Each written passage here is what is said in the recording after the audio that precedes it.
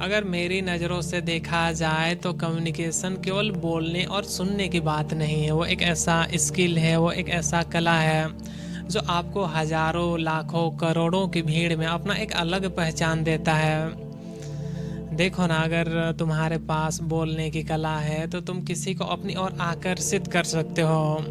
तुम किसी को अपनी बात प्यार से मनवा सकते हो, किसी की नाराज़गी को बड़े ही आसानी से मनवा सकते हो।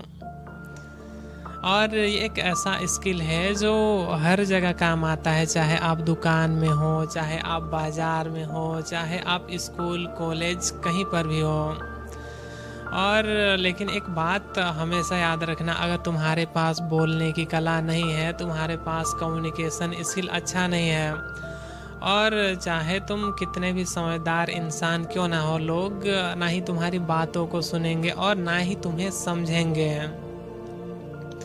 और आज के इस वीडियो में मैं आपको कुछ ऐसी बातें बताने वाला हूँ जिसे अगर आप अपनाएं तो मेरा यकीन मानिए आपका कम्युनिकेशन जो है पहले से कई गुना बेहतर हो जाएगा। सबसे पहली बात आप ये समझो कि हम बोलते क्या हैं। हम वही चीज़ें बोलते हैं जो देखते हैं, जो सुनते हैं, जो पढ़ते हैं।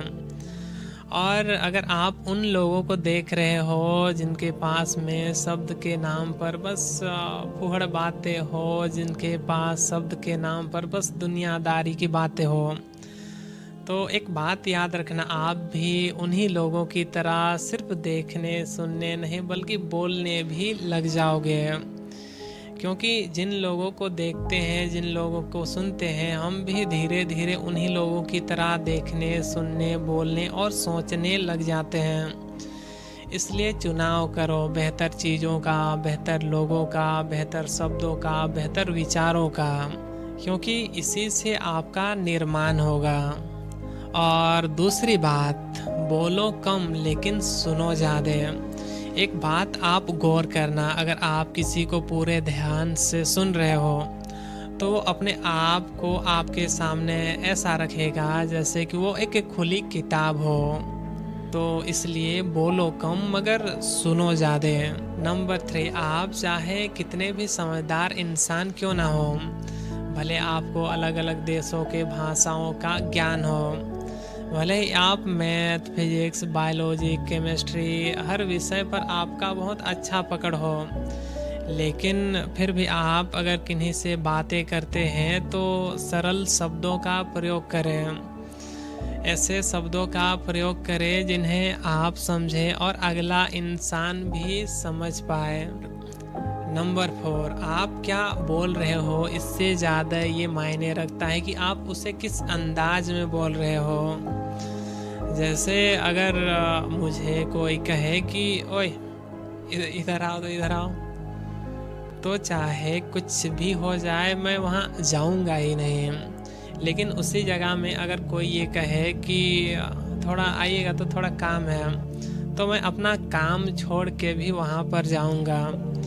तो मायने ये रखता है कि आप बोल क्या रहे हैं, इससे ज़्यादा मायने ये रखता है कि आप उसे किस अंदाज में बोल रहे हैं।